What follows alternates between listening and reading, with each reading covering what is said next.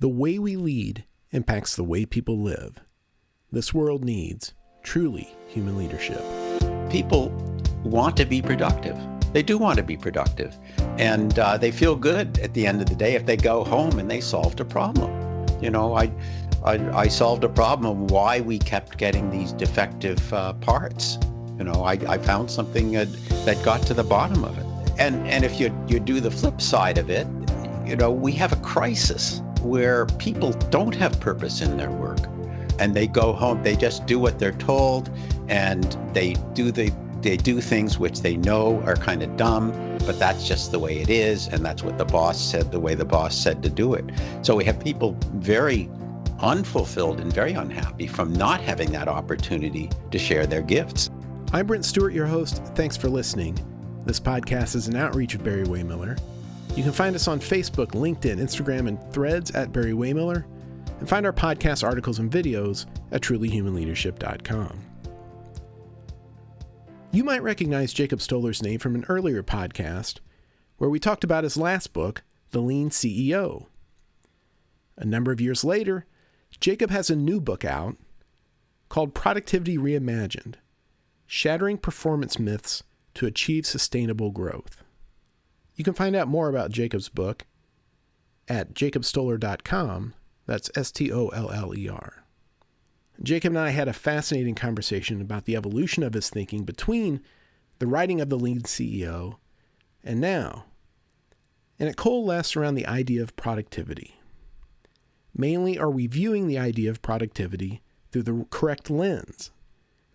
And how can companies approach the idea of productivity in a more sustainable way, one that benefits not only the company, but the people within? Also, during our conversation, we touch on topics that are currently at the forefront of the productivity discussion, things like AI and remote work. I think you're going to be surprised at a lot of Jacob's answers in his research around these topics. So now, here's Jacob Stoller. I really come to this whole field as a journalist. I've been a business/tech journalist since around the millennium. So I've been doing this sort of thing for a while. And I started with technology, actually, and then I discovered the lean world in about 2010 and was really intrigued by it because all of a sudden here's this way of managing people that I'd never heard of before, but it's all about respecting people and using people's creativity to grow the business, help grow the business through higher productivity, better quality, that sort of thing. So I became quite a follower of that. And that led eventually to my book, The Lean CEO, which is how I met Bob Chapman. And The Lean CEO was really an investigation of the, I guess, executive angle on lean. You know, a lot of books about lean talk about the practical things that are done in the workplace. Very, very excellent books, by the way. But I felt there was a need for more understanding what happens in the boardroom. You know, what happens, what do you say to shareholders? What do you say to the media, that sort of thing. So I interviewed a bunch of CEOs, including Bob, and came to the conclusion that there wasn't really a common playbook in the lean world. They were actually, every company seemed to have their own way of approaching it. So that was really quite an eye-opener. Since then, I've been following, the various issues and still talking to people and writing articles. I found that what really matters behind lean is not the techniques or the methods. It's that there's some very fundamental truths behind lean. In other words, the reason lean works is some very fundamental truths about human nature. And where the rubber meets the road on this really is productivity. Can we as a company grow our output with an existing set of resources? And that's what productivity growth is all about. And interestingly enough, the IMF, International Monetary Fund, just came out with they have a magazine that they publish, and they just it's called Finance and Development, and they've just dedicated their entire September 2024 issue to Productivity. And the editor wrote something, and I couldn't have said it better. She says, productivity is a foundation of prosperity. The only way a country can raise its standard of living sustainably is to produce more with existing or fewer resources. It's that simple. So really, that's what we're trying to do, I think, with lean, or as you know, we can talk about some other methods as well. Is again to increase our output with a given set of resources. So that's what I focused on in the book. How do we grow productivity? What are the methods behind it? And I found some very surprising things. It's been 9 years since the Lean CEO came out. Obviously, your new book comes from that and some of your experiences since then. But as the years went on before you kind of the ideas coalesced for your new book, what were you seeing in the aftermath of the release of the Lean CEO? I have to mention right off the top William Edwards Deming and the work of Deming. And I had not studied that perhaps as much as I should have when I wrote the Lean CEO, but his ideas are just incredible. And I think his ideas are very relevant to companies like Barry-Wehmiller, because he really was very critical of the prevailing style of management. As a matter of fact, and I think Bob will love this, he dedicated his last book that he wrote just before he died in the 1990s. He said, "This book is for people who are living under the tyranny of the prevailing style of management." So he really saw what was wrong with the status quo, and he had a wonderful way of articulating that. So I was fortunate to be able to talk to some CEOs and various folks that have followed Deming's methods and learned that there are, separate from lean, although there's a lot of overlap. But separate from lean, there's a lot of very excellent sort of things happening in the workplace. Deming was introduced to Americans, a wonderful story. This goes right back to 1980, when everybody was very concerned because the crown jewels of industrial America were being defeated soundly by Japanese companies like Toyota. So you have General Motors and Ford and all these companies in financial trouble. Well, I think Chrysler was the worst, because I think they were bankrupt at one point. But anyway, this was a huge shock because America had been sort of the industrial champion of the world, really. So anyway, there was a TV program that investigated this. Why are we in such trouble? And it was called "If Japan Can, Then Why Can't We?" And it turned out that the Japanese miracle, as they called it, had been largely enabled by an American named William Edwards Deming.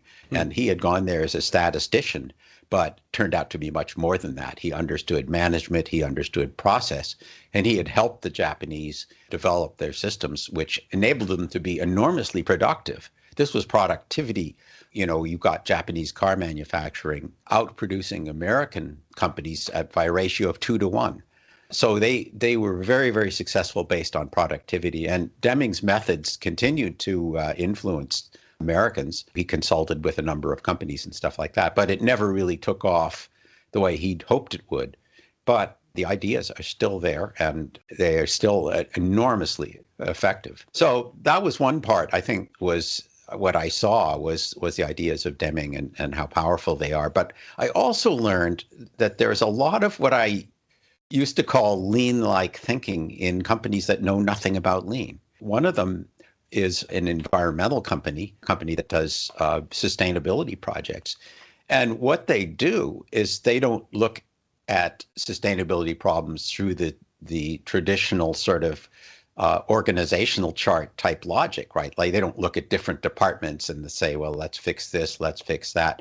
They look at the holistic picture of how it all works. And that's very much like lean, because you look at value streams and that can cross through different departments. Well, this company, Enviro Stewards, does pretty much the same thing. They look at the whole big picture. They do an assessment of energy or resources and where they're being lost, and they uncover that. So that's one example. I looked at an anti-poverty organization that instead of hiring social workers to go into communities and tell people what to do to get out of poverty, it's about respecting the people that are poor and respecting the fact that they probably actually know how to get out of poverty. We have to listen to them and we have to give them the resources they need. So that was another example, because I think Lean talks about respect for people, respect for the knowledge in the workplace. So I realized that a lot of these kinds of thinking are pretty fundamental, and we need to look at that with a sort of a little wider lens, I guess, and I would call that a productivity lens, where we're looking at, in general, how do we improve productivity? In your new book, Productivity Reimagined, right off, you talk about the command and control approach to leadership and to business. And one of the things you say right off the top is that there are 5 myths that make it difficult for leaders to abandon kind of the standard thinking about leadership or about running a business. Could you talk about those myths for a little bit? Myth number 1 really is this idea that you can take pieces of resources in an organization and you can separate them, right?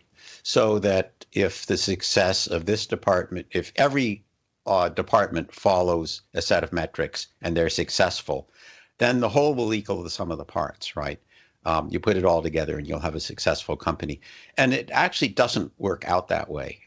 You wind up with all kinds of conflicts. And I'm just going to give you one example. I mean, there are obviously hundreds of them, but let's say you have a sales department. Let's say you've got you're a company that's selling heating equipment, heating, ventilating, air conditioning equipment. Okay. So you have a sales force, right? And the sales force has a quota. And if they make their quota, then that's a good thing. And then you have maybe an installation department that does installs, and they want to be utilized full time and whatever. So that's got a metric. And maybe you have your service department, and their job is maybe to resolve service issues as quickly as possible. Okay. So you figure they've all got their independent metrics. But so let's supposing now a sales rep comes, it's the end of the quarter, the sales rep closes a big deal, right? So now to close that deal, as we all know, you might have had to make concessions, right? It might be a high volume deal. It might have special things that have to be done in order to make it work. So the sales rep closes the deal, the bell rings and all that. And then, the deal moves on through the chain and it goes to the installation department, and they find all these concessions and all the spike in volume means they've got to do extra effort. They've got to hire people overtime to get the deal done. So their metrics by the end of that quarter, that next quarter, might not look so good, right? And then it passes on to the service department. Well, maybe some things were said or there were some misunderstandings, and the service people are now just getting all kinds of extra service calls that are very difficult for them to handle. So their numbers are going to be struggling, right?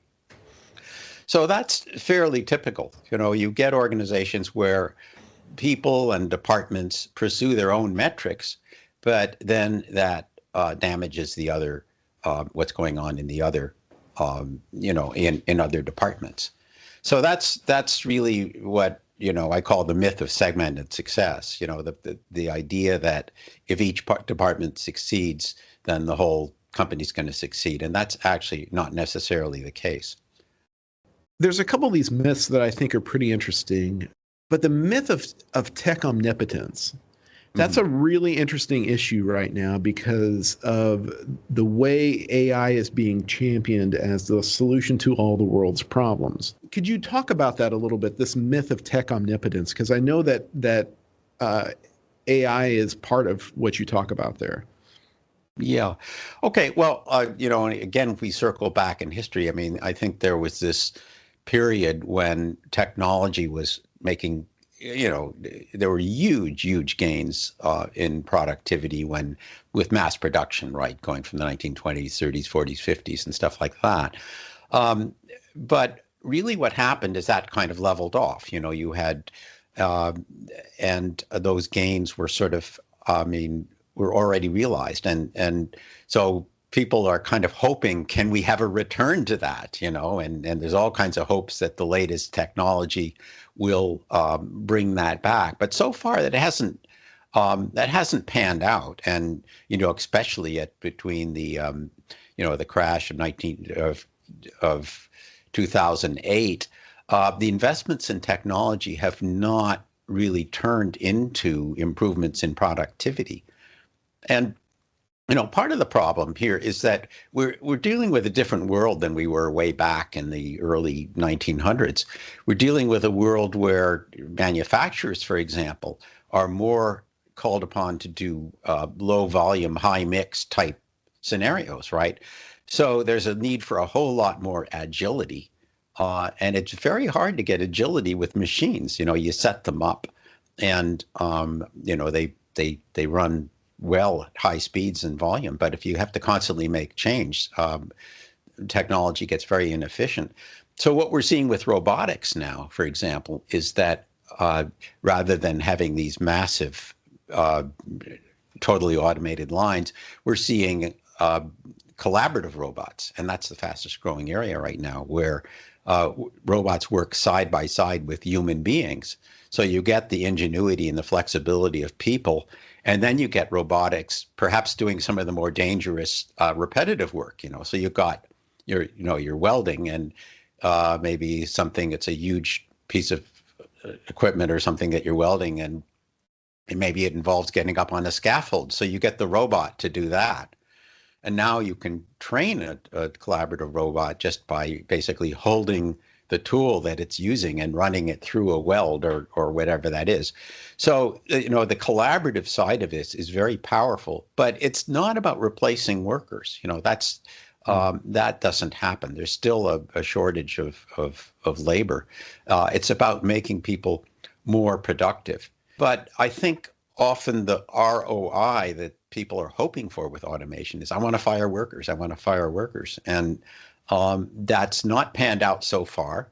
AI, I think there were people thinking that was going to happen. I think the forecasts about AI are getting less and less sort of exuberant and a little more realistic. And I think we're going to have AI working with people, supporting people, helping people be more productive, but they're going to become tools rather than replacements of humans.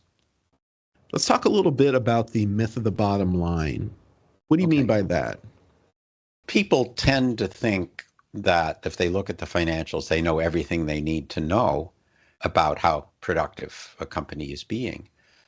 But there are many aspects of productivity that defy financial logic.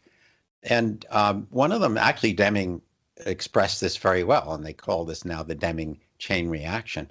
But in a production line, and I think your operations people will corroborate this,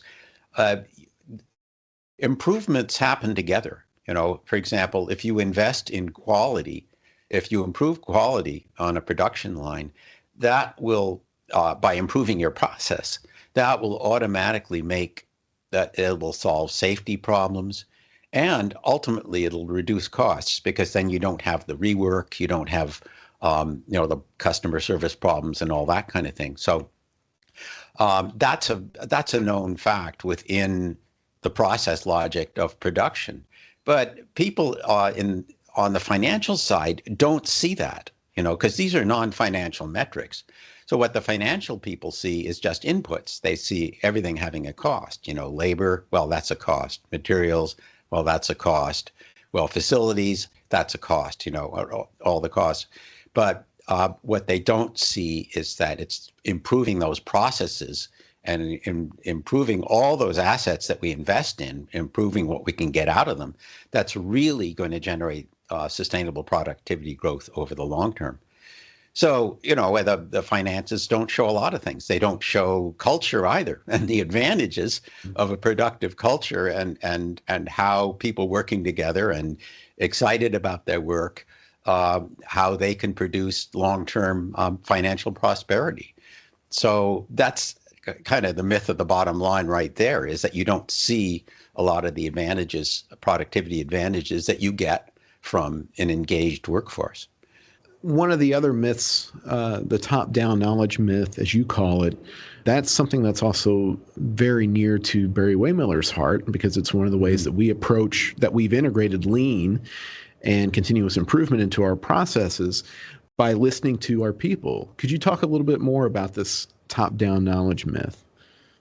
Yeah, and I want to give you a sort of a bit of an example here.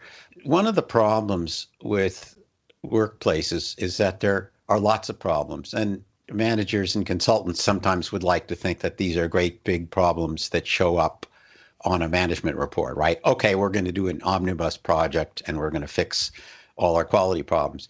But in reality, there are hundreds and even thousands of problems out there. So I'm going to give you an example with a hospital, okay? Because this kind of will tie into the whole answer here. I asked one of the people that was featured in my last book, and in this one too, Dr. John Toussaint, who's dedicated to really trying to improve healthcare on a national level. But, I asked him just, why do you need a team of problem solvers in a hospital? And he said, well, let's take an example. He said, let's look at something like medication error. Medication error is a big problem in a lot of hospitals, right? But it's not going to be caused by something that a manager can see on a report. It could be caused by the labeling that are on the bottles that doctors are presented. It could be how medications are presented on a tray. It could be the way medications are stored. It could be in the supply chain. It could be the lighting even that people are using when they read labels. So you wind up with hundreds of or even of possibilities. And the big gains in hospitals on improving medication errors are solving hundreds or even thousands of problems. So you can't have managers doing all that. You have to rely on the workers who work with these problems every day to see them. You need the eyes and ears of every single worker in the workplace. So that's one side of it. The fact that the problems are granular, and you need everybody, all hands on deck to solve them. The other, of course, is that people who see things every day see problems that no one else can see. They're invisible because, they're non-financial, so they don't show up in any kind of metrics.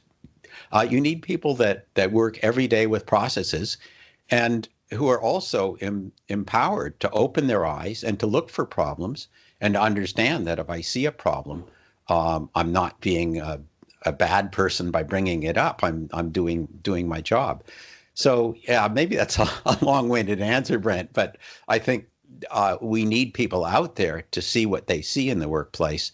And there's no way managers can know all the problems, and there's no way they can understand what it's like on a day-to-day basis to deal with some of the issues they have to deal with.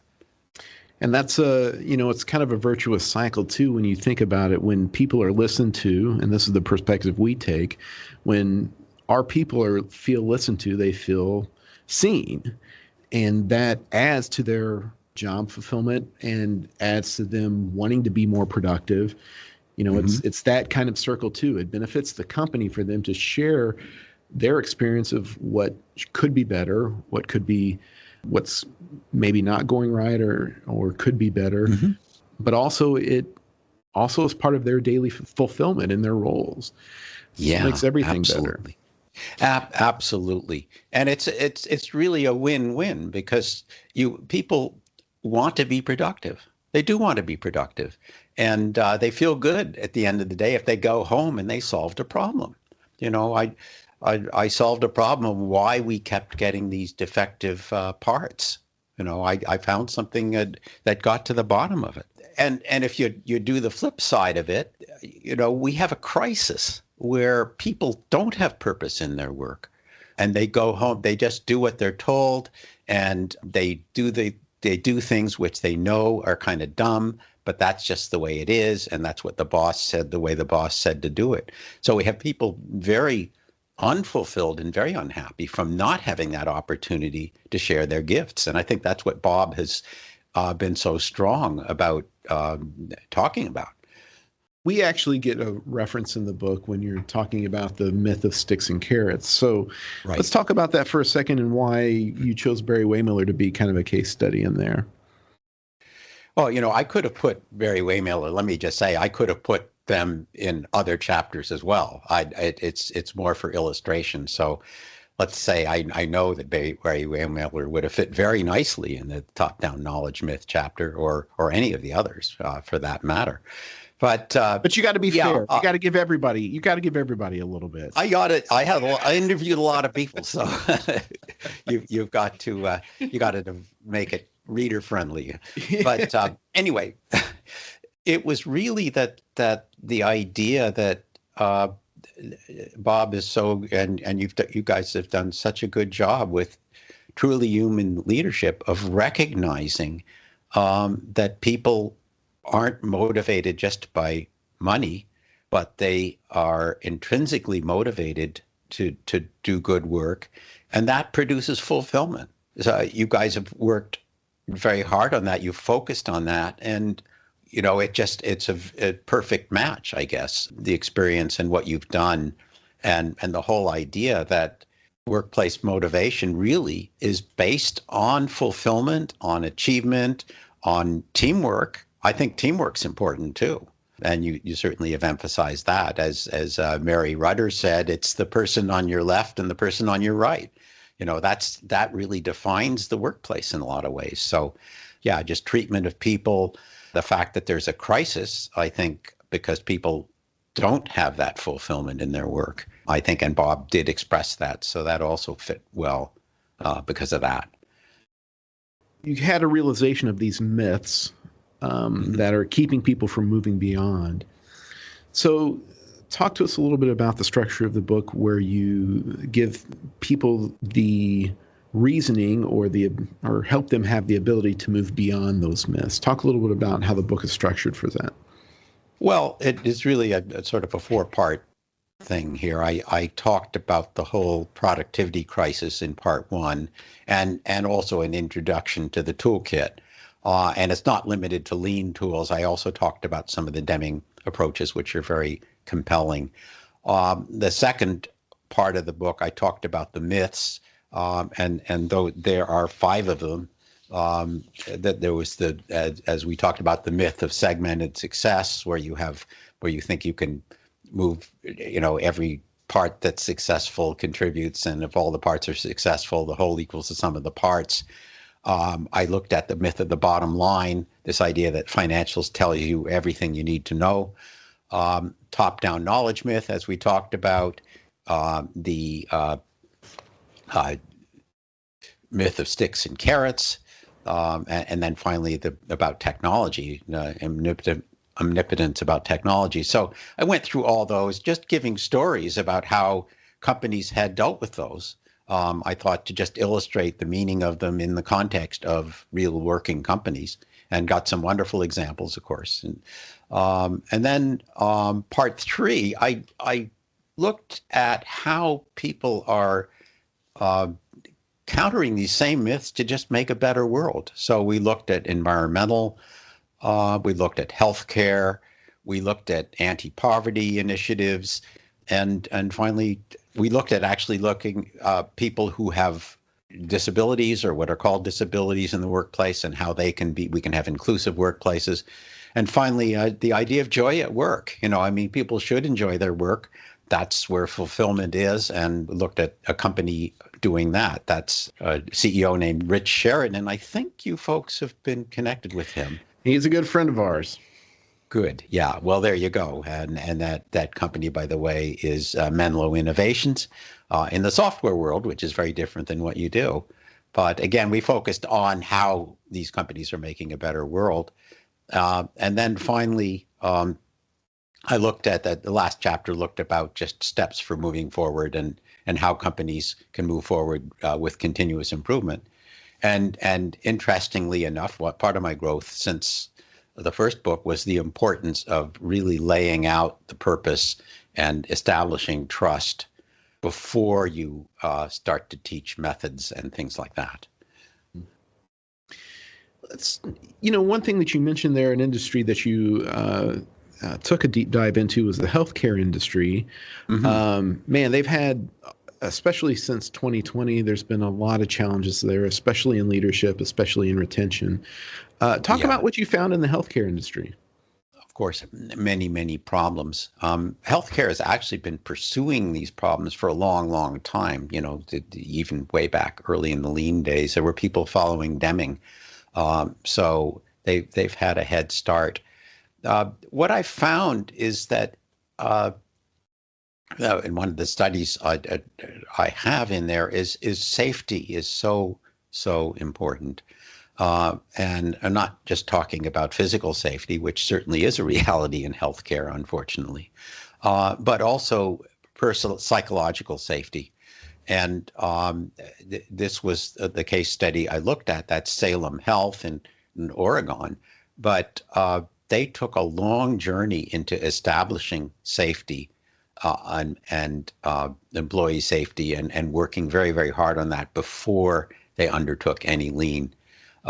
Because the CEO didn't feel they were ready until they had really established that. So that was a big lesson for me. And I think, in healthcare in general, I think we have to make people feel safe when they come to work, and then we can start to work on things like productivity.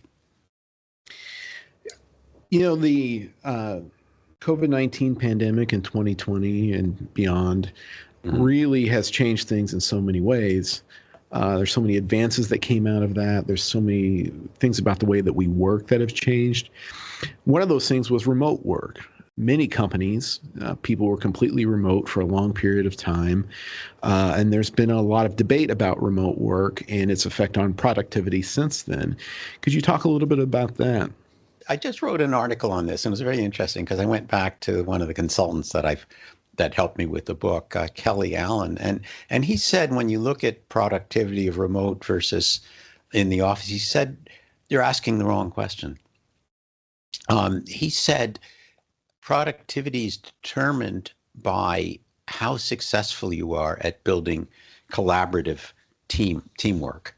And he said, collaborative teamwork, by definition, it depends, he defines it this way, as people voluntarily working together. So it's based on trust, right? There's a whole lot of trust to this kind of collaborative teamwork. But he says where you want to be is that people are working because they're motivated to get a job done, not because someone's watching them and they have to feel, I better, the boss is watching me. They're using software to make sure I'm logged in. I better sit here for another hour and make the keys move. He said, if you have that atmosphere of mistrust in your organization, you're already in big trouble. So I think we got to start asking questions about culture. And we're not seeing enough about that in the news, but we need to have a trusting, collaborative culture first. And then I think we can come to terms with a remote work scenarios that actually work and where people actually are productive. Tell me one of your favorite stories from the book that really influenced your way of thinking. Boy, I got so many of them, but let's talk about Rich again, Rich Sheridan, who you know. And, he told me that he has a lot of visitors right now because it's a famous company and they've got great culture and people want to know, how do you do it? And he said he takes them into his office, and it's a software development firm. And of course, they expect to see people in cubicles or offices with dedicated workstations and plugged in. And what they see is a very kind of, I don't want to say raucous, but somewhat noisy office, lots of people interacting with each other, talking, milling around perhaps, but people sitting at workstations paired. You have two people working on the same workstation. And people are surprised by this, so that they talk to Rich after the tour and they say, well, how come you got two people working at one workstation? And Rich says, well, he says, the amount of cross-training I get is just invaluable. It's just incredible. He says, normally, I might have 5 things that I need to make the project work, types of cross training, but he says I'll get 30. It's just 2 people working together. And by the way, they shift them roughly every week, so it's always different people. So someone, with a traditional background would think that's crazy. But then, Rich says, then they ask me the question that I know has been burning in their brain. They say, how do you measure individual productivity? And Rich says, I don't care. And then he says he likes to watch their face being shocked. But he says, then he explains to them that the productivity that matters is team productivity. And that's what he monitors. And that's where he's so successful. So I think that's a great story because, team productivity is really what we're all working on. That's what drives continuous improvement. I think this has been kind of an interesting journey for you from your first book from The Lean CEO to this book. And I think it's an interesting lens to look at things, especially like you said at the beginning, productivity is a foundation of prosperity. And, as we've talked about through this whole conversation, it's about resources, but it's also about people and how people can be better fulfilled. We at Barry-Wehmiller, when we talk about lean, one of the things we talk about is we want it to remove frustrations. Yes. And that's productivity is about not being frustrated in your work. And then you're able to do more, want to do more, happy to do more, and feel fulfilled that you've done more. Absolutely. Very well said. At the end of the day, when your book is out in the world, what's your hope for a leader that picks it up and thumbs through it and sticks with it? What's your hope for that leader? Yeah, I love that question. Actually, I worked a bit with a coach on the book, and she asked me a similar question. She said, you got to think about what would be the really outcome you would hope for.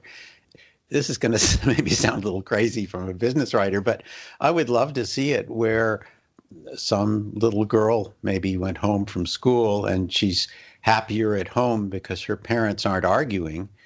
And the reason her parents aren't arguing is that a company actually changed the way they managed and started respecting her father, and he's got fulfillment. And that came from reading my book, that the CEO saw that, we can't run the company this way anymore. We have to change. So that may sound far-fetched, but, that's the kind of image I keep in my mind. I really would like to see better workplaces. I'd like to see fewer people, husbands or wives or partners coming home downcast with, looking at the ground as they come up the walkway and feeling discouraged, and to be happier at the end of the day. I started the preface with something that kind of very much in line with the sort of things you folks talk about. And I opened by saying people want to be productive. The urge towards something that matters is the force that gets us up in the morning, keeps us going despite obstacles, and compels us to do better than we did last time. And we see the impact of that, it gives us pride and satisfaction. But then I go on to say that there's a disconnect between people's productive inclinations and what actually happens in companies. And I talk about all the things, the adversarial relationships, fear of speaking out, poor coordination, lack of support, all these things that get in the way, right? So that's, I think, why we're here. If you want to know more about Jacob Stoller's new book, Productivity Reimagined, go to jacobstoller.com. That's Stoller. And don't forget to find us and connect on Facebook, LinkedIn, Instagram, and Threads at Barry-Wehmiller. And you'll find more podcasts, articles, and videos at trulyhumanleadership.com. I'm Brent Stewart. Thanks for listening.